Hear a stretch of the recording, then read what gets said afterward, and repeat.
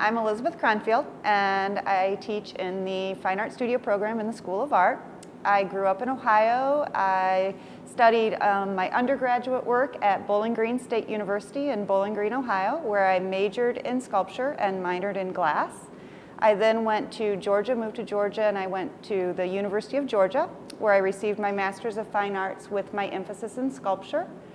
While I was in Georgia, I had the opportunity to travel to Cortona, Italy, and teach in the study abroad program over there, where I taught stone carving and beginning through advanced level and graduate sculpture. When I was in Italy, I did a lot of carved stone. I worked with Carrara marble, which is considered the best carving marble in the world.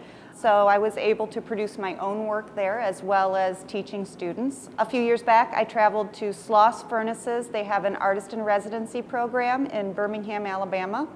And I created 3 molds in 10 days' time with a student assistant from RIT. Each mold was over 3,000 pounds, and we cast about 400 pounds of iron into each of those molds in that 10-day period. And those pieces are actually on display right now at the Birchfield Penny Art Center in Buffalo.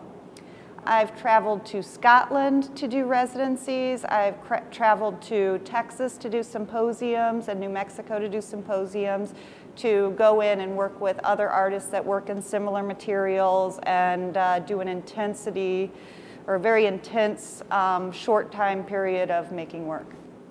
I would say the opportunity to travel different places has really brought new ideas into my work. When I went into Italy, there was a lot of different things that were about the history. I found that the ruins were a direct influence. I was going to Pompeii, I was going to Hadrian's Villa and seeing broken columns, bits of architecture, the idea of moving through places that really got trapped in time was a very large component and a very large part of my work for a while. I started making a lot of archways, a lot of doorways, a lot of things about that idea of moving from one point in time to another, as well as moving from one physical place to another.